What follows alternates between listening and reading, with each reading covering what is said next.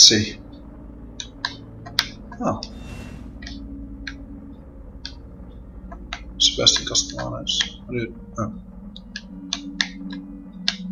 Sebastian Castellanos. A fine detective, but often curt with people, often acts before thinking things through, making trouble for others. Joseph is the only partner he's had for a significant duration. Huh. He's 182, 79 kg, 38. He looks older than 38 then. Trench coat. Sebastian's favorite coat, given to him by his wife. Wears it all year long and never seems to get cleaned.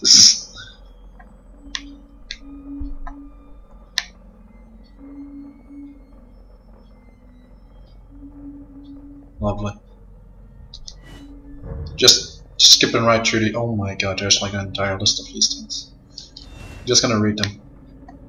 Julie Kidman, age 27. Kidman has little recollection of or interest in her past. Her only concern she has to do now and what will happen if she fails. Wounded.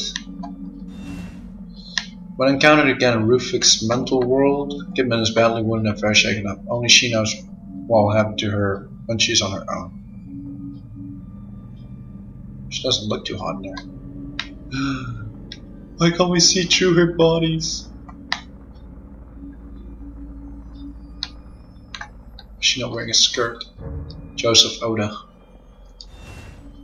Joseph is competent and by the books, a reliable detective. He's considerate of others but hard on himself. Once he made up his mind, he sees things to the end. His persistence often gets him into trouble, but he doesn't waver. Nurse Tatiana. I'm curious about her. Tatiana is a nurse in the locker room at Beacon Mental Hospital. Seen so many things that no one would ever have to see. It left her emotionally dead and eventually taken on an even greater toll.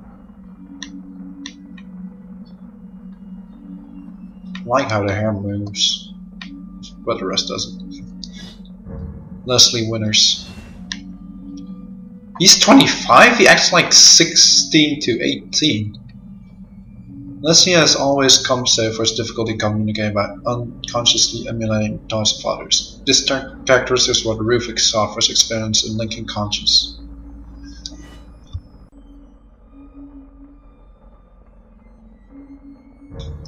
Marcelo Jimenez.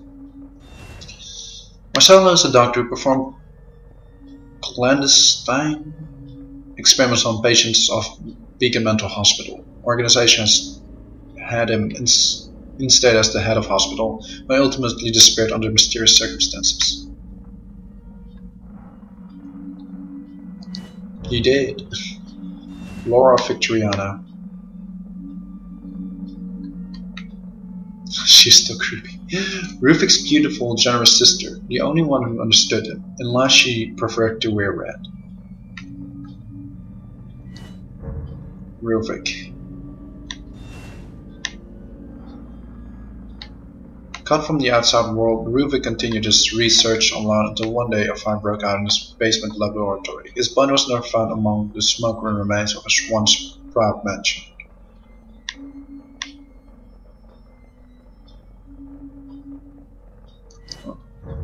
Rufik without a robe. Vicious burns have left his skin scentless and useless for regulating his body temperature. Ravaged by ceaseless headaches and physical and mental seizures, he was known for being close to the physical limits of his body. His brain, man, what the hell? So freaky. Ruben Victoriano. That hair. Child age Rufik. He still retained a shred of innocence. At this age he began showing glimpses of morbid interests, doing things like dissecting small animals. Scarred. Dang. Rufik lost his sister in the fire and is believed to have been set by local villagers. He went lengthy and painful rehabilitation, during which he met Dr. Jimenez, the man who would change his life. Man, it looks so... ugh. Young adult Ruben. Coming of age, young Ruvik rejected further skin regeneration treatments, instead returning to his basement laboratory. Alter ego. Oh, I hate those things. Wait, is it? Oh no, it's not.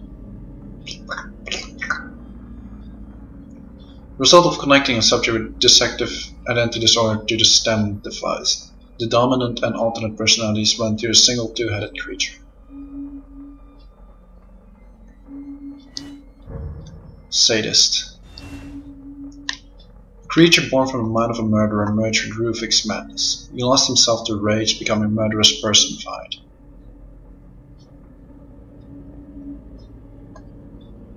Looks a lot creepier in game time, but hey. Zen. They're against 3 meter.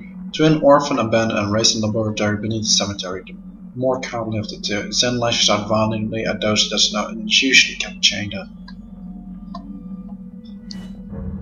9. Twin orphans abandoned and raised in a laboratory beneath the cemetery. 9 is never at ease and gets worked up so easily that he wears a mask that covers his eyes and ears.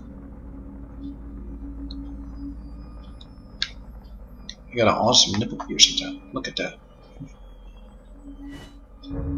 The Keeper. Creature created from a blend of Ruvik's final memories before he was dismembered, and his fury at having his research stolen from his safe. Anyone who approaches the safe is killed and severed head added to those in the sack. Oh, that's what's in the sack. No severed head added to those in the sack. Of those to those in the sack. Them R heads would be in there like 20 times. Trauma. Creature born from Ruvik's concept of death and rebirth. Based upon his rejection of his religion, his father forced upon him at an early age.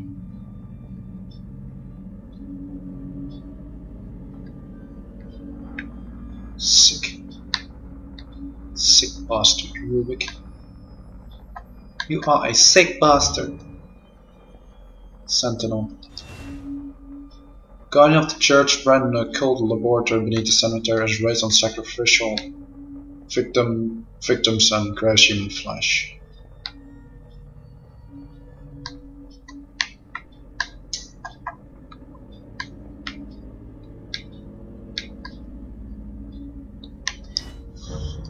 Laura, creature. A creature born from memories of Laura's tragic death and Ruvik's own vengefulness. This thing is nearly immune to bullets and reacts wildly to open flame.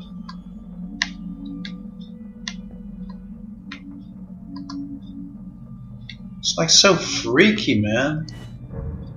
Quell. I hate that. But it wasn't as bad as all the other bosses. The creature generated by Ruvik's desire to remain unseen by others. It changes color to blend with surroundings and uses long tentacles to ensure it's the unwary and slighted. Shigio.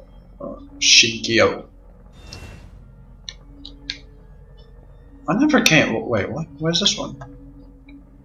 An aquatic monster. Oh, this one. Okay, never mind. An aquatic monster born from subject.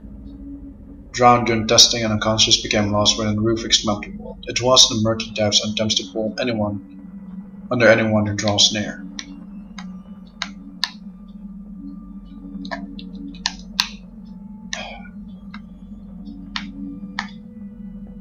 There we go. Oh, got a bit of hair too. Elmongan Alpha. Final conscious of test subjects who died while connected to the stem, connected into one single horrific shape. It attacks anything that moves, attempting to flee from a certain death. It's hella annoying too. Percy.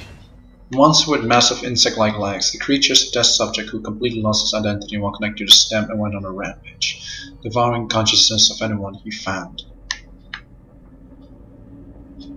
The creature that looked Asian in my book, and I'm Asian. Amalgam. The Creature that combines the anger and animosity of victims of Rufik's research and own madness. Grows larger as absorbed the fear and hatred around him.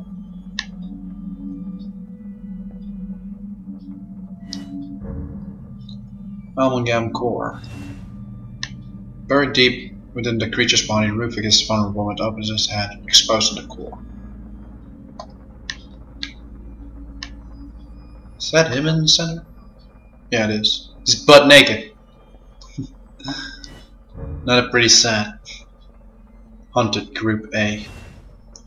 Human test subjects connected to the stem and turned into creatures by synchronizing with Rufik's consciousness.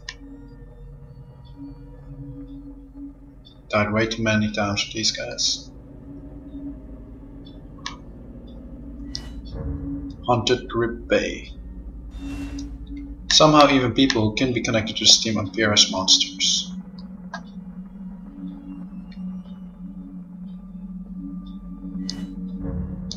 Hunted Group C. Subjects retain a glimmer of original consciousness, appearing as they did alive. However, having died in the real world, they have lost their true humanity.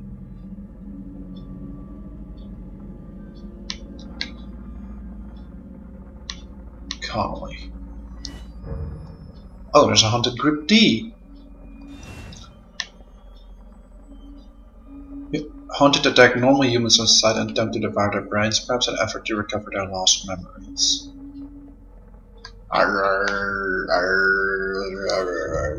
Hunted Group E. Though they are simple-minded, some of them use weapons and tools, and some individuals appear to be driven by someone's commands. Look, there's another fatty in here. Hunted Group F. Holy crap, it keeps on going. Some hunted having a high level of synchronization with Rufik wear strange masks or hoods.